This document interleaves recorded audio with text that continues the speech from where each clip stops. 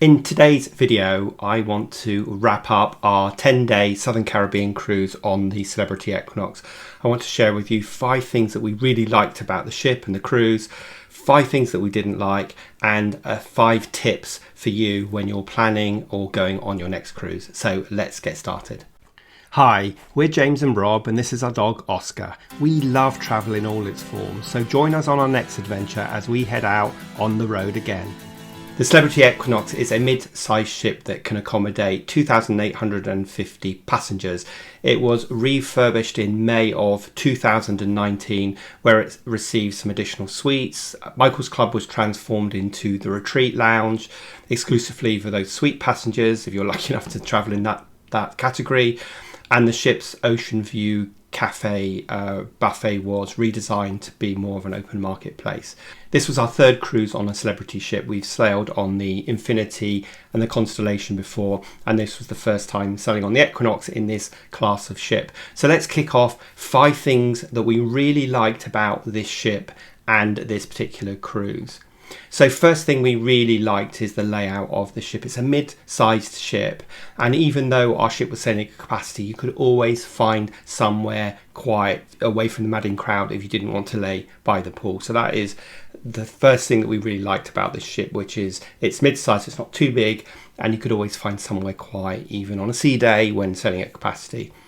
Second thing we really liked about the ship was the specialty dining, especially Murano, which, if you watched the food review, you'll have seen I gave it a 20 out of 20 because we ate there 3 times and we really enjoyed it. And it's good value for money if you book it as part of a dining package and if you pay for the package in advance, and especially look out for a sale. So we bought the 5 dining specialty package in advance. We use onboard credit to do that, and so it was pretty cost effective. Obviously if you buy it on board and pay for it just on its own, it's about $50 or $60, so that is quite a lot. But if you do it as part of a package, you can get it for a lot cheaper, as I say, especially if you buy it in like a Black Friday or a New Year sale or any of the other sales that Celebrity often does.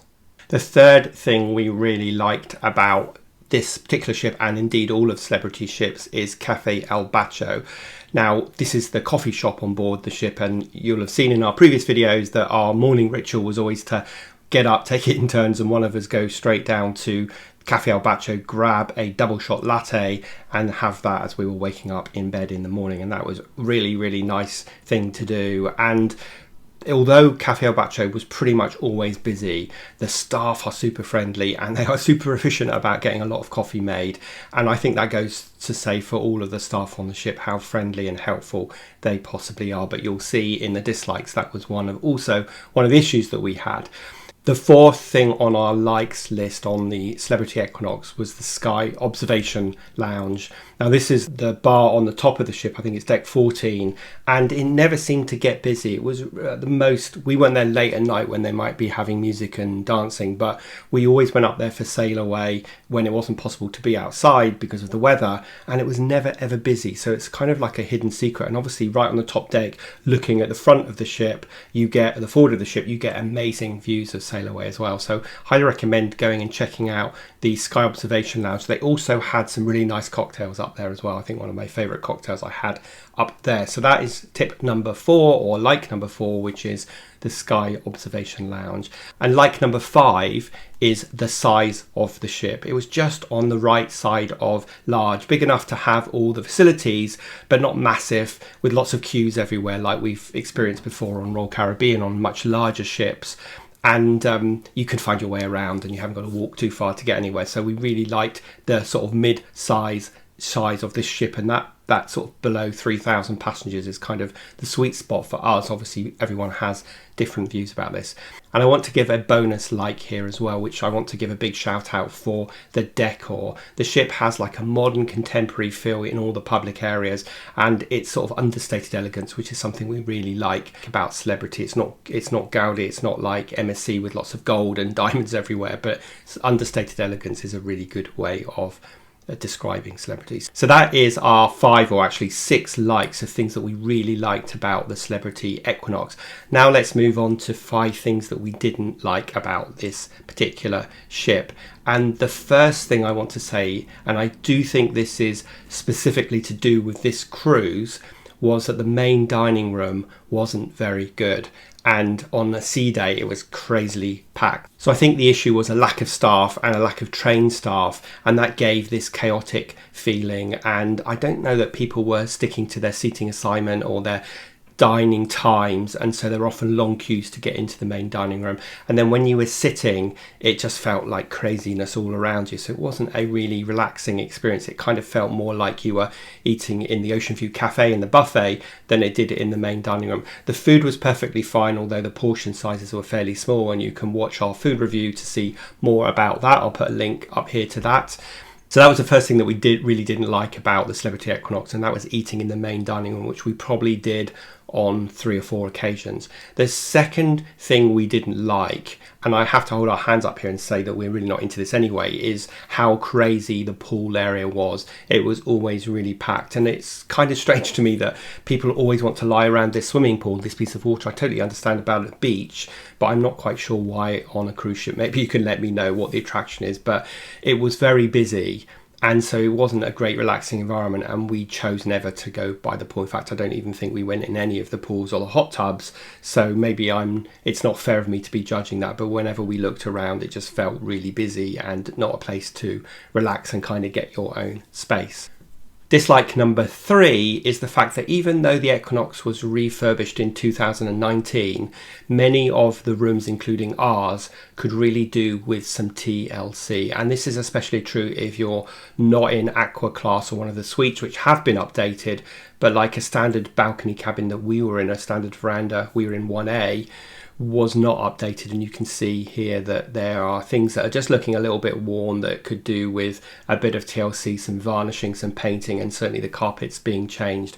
Maybe there's a plan to roll that out, but as yet on the Equinox we're still in the old cabins, so that's something that we didn't really like that much. Although the cabin was perfectly nice, it was lovely having the balcony, it was a great location on the ship, but it could have just done with a little bit of TLC in the room itself.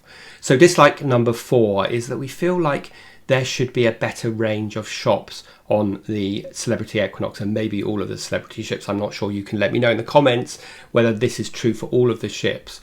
But we were surprised that there wasn't a broader range of shops to get, for example, supplies. In one of the shops, there was a little area that was literally like as wide as this, where you could get a few things, but there wasn't a sort of general store where you could buy toothpaste and sun cream and chocolate and all that stuff. You could buy those things here and there, but there wasn't. I was surprised that there wasn't an area for that. And also, James was looking for a new pair of headphones, and we were surprised that there wasn't an electronic shop. Yes, there's the Apple store, and there's a few things in there, but I guess they have exclusive rights, which means that Celebrity can't put another electronic shop in there. So that was a bit disappointing, because we were hoping to be able to buy that. There are lots of knick-knack shops, lots of watch shops and jewellery shops and perfume and creams and so on, but we just thought there could be a better variety. Do you agree with that? Maybe I'm being too picky. Let me know in the comments.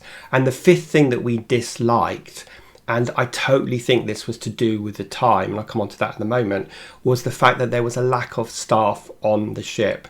Now, I think this will be a temporary thing, and once they are back up to full staffing and completely over the pandemic and all the disruption that caused, then maybe some of the issues like the crowding in the main dining room will disappear. The staff were amazing, and they did everything with a smile on their face, and they were calm, and they tried to help you, but certainly in the main dining room there just wasn't enough staff. Now, I want to caveat that by saying that I believe this particular cruise we went on was one of the first celebrity cruises that was sailing at near capacity. So maybe this was a bit of a test case for them to see how they coped. And prior to that, cruise ships had been sailing at 50, 60, 70% capacity. So the ratio of staff to passengers was probably adequate. But then when they went to full capacity, it just didn't quite cope, and there was times that we had to wait for a while to get a drink. I sound like a sport child, I totally get that, but that's just one of the dislikes that we felt about this cruise. You know, when you're spending a lot of money, you don't expect to have to queue all over the place. And so, that's why I've added that to our 5th of our dislikes list. Okay, so let me give you 5 tips of things that we think will help you when you are on your cruise. And tip number 1 is don't use the Ocean View Cafe on embarkation day. So what happens is everyone gets on the ship and it's kind of lunchtime. They can't go into their cabins yet. So they've got their backpack or whatever and they head straight up to the Ocean View Cafe, which is the buffet area, and it gets really, really crowded on embarkation day. So our advice is don't do that. And you'll have seen in our video that we actually went to Sushi on 5. It was completely empty, amazing service, amazing food. We used a little bit of our onboard credit to pay for lunch, and so we had a really nice lunch with a glass of champagne to sort of welcome ourselves onto the cruise. So that's tip number 1, which is avoid the Ocean View Cafe on embarkation day. And tip number 2, and obviously this is based on the issues that we had, if you are eating in the main dining room and you are a couple, ask for a table right next to the window, because obviously that means you're not going to have anybody on one side of you and it's just a much more private area. I think we ate 3 times in the main dining room and obviously we were assigned a table, but on one of the days we said could we sit by the window, and they of course accommodated us and it was so much better, and we should have just stuck with that for there onwards, but we didn't. So we had 2 times where we were sitting right next to people, so even though it was a table for 2, it really felt like a table for 6 because we had 2 couples either side of us who were literally like this far apart, and it was nice because we spoke to them. But obviously the table for 2 concept is that you've got some privacy. So if you're going to eat in the main dining room and you are a couple, then ask for a table by the window. And what you can do is the minute you get on the ship, you can go and check which table you've been assigned and then ask if you could be moved by the window. So that's tip number 2. Tip number 3 is book your excursions yourself. You would have seen through our reviews that we didn't book any of our excursions through Celebrity. We booked them through companies like Viator or the Shore Excursion Group. I've no skin in the game for those 2 companies. There's lots of others, but obviously Viator is a well-known company. And at the very least, research on Celebrity to see the excursion that you want to do, and then go and check if there's a similar or the same excursion through, for example, Viator, and often you're going to find it at a considerably lower cost than you would if you booked it through Celebrity. Now I know the big advantage of booking it through Celebrity and like their sales patter is that if you book it through Celebrity, you're guaranteed for the ship not to leave if for some reason or other your tour is late. But we just made sure that our tours always got back at least 2 hours before the ship sailed, so that we've got that big amount of buffer if something goes wrong, like loads of traffic or whatever. So of course you get the peace of mind if you book through Celebrity, but you are going to save yourself a ton of money if you book the cruise, the excursion yourself, by just doing a bit of research. And like I say, check out Viator or Shore Excursion Groups and at least make that comparison. So tip number 4 is, well, we love eating in the specialty dining rooms.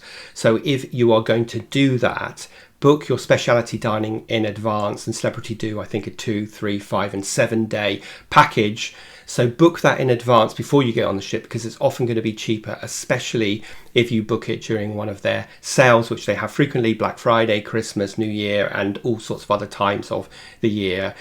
Then you will be able to get a good deal, and you'll be paying considerably less than the price that you'd pay on the day to eat in a restaurant, which is Murano, I think is $60. So book the package in advance, and then the minute you get on the ship, go to any of the specialty dining rooms and book up when you want to eat, because obviously they get booked up quickly, so you want to do it straight away. Now you don't have to go, for example, to Murano to book up Murano. Just go to any of the specialty restaurants, speak to the front desk there, and they can book all of your specialty dining days and dates and times there and then, so you've got that fixed for the whole cruise and you don't have to worry about that again. So what we did is we bought a 5 specialty dining package. We worked out which days we wanted to eat there. Now you have to eat there on the first day, but then the other 4 days you can eat anywhere, and they'll assign you a dining room on the first day, but again you can change that if you want to. So just decide in advance where and when you want to eat, and then go to one of the front desks of any of the specialty dining, and they can book all of that up for you, and do that as soon as you get on the ship. So that is tip number 4. And then our final tip is a really simple one. I've heard this from somebody else, but it really does work. On disembarkation day, if you need to use the elevator or the lift, you're going to find it's crazy busy. So if you're on, say, floor 8 and you want to go down to floor 4 or 5 where you're going to get off the ship, you press down 4 and you're going to not be able to get on the lift, because not only is it going to be full, but it's going to be full with people with baggage and luggage as well. So the tip is to, if I'm on deck 5, I'm going to press the up button and I'm going to go up to deck 6, and then I'm going to press the down button and go down to deck 4 to get off. Now, the reason for that is that when the lift is going up, it's going to be empty because everyone's got off, and then obviously people are getting back on. So if you get on when it's going up, no one else is going to want to get on, and then you go down and you've got a space in the lift. Now, we didn't really use the lifts except on disembarkation day, I can't say that word, because we decided to self-checkout, i.e. take our luggage with us, which worked really well and saved us a ton of time. We were off the ship within 5 minutes through immigration and then getting a cab to pick up our rental car. And I think if we'd have had to go through that whole process of looking for our luggage, it would have been much longer. So we just took our luggage off ourselves, and we used the tip that I'm telling you here to go up so that we could be sure that we got a space in the lift or the elevator. So that is my final tip of my 5 tips. So don't use Ocean Cafe on the day you get on board. If you're eating in the main dining room as a couple, ask for a window seat. Book excursions yourself rather than through Celebrity. Book the specialty dining package in advance, and then reserve the places you want to eat at as soon as you get on the ship. And on your final day, if you need to use an elevator, then go up before you go down. So that is the 5 tips, and I now just kind of want to summarize the whole cruise, since we're at the end of this series of cruise videos of our Southern Caribbean cruise, to say that we really love Celebrity. It's the perfect fit for us, and it needs to continue to hold its position as a premium brand in that mid-size ship category, not just through innovation like the Magic Carpet and the Infinity Verandas, but also due to the quality of the food and the staff to passenger ratio and the value for money. And obviously, as margins get tighter for everybody, cruise ships have got to be careful they don't try to cut corners, like lower the amount of staff, because it really does show very quickly, and you obviously want to be loyal to the brand. And as I say, we really love Celebrity. We've sailed on Norwegian and Royal Caribbean before, and Celebrity is definitely our preferred ship. So do you agree with my likes and my dislikes and the tips? I'd love you to leave a comment with your thoughts, and of course, don't forget to subscribe to the channel. We've got another cruise coming up later on in this year where we are traveling in the Norwegian fjords at the very front of the ship, so I can't wait to share that with you. And of course, we're going to take you along with us. Meanwhile, as you watch this video, we are actually in Africa on our African adventures. So look out for new videos on that. And next week, we are taking you to Key West, reviewing it both as a port excursion, but also as a place to stay for a little longer. What did we like and what did we dislike? We'll find out in next week's video as we head out on the road again.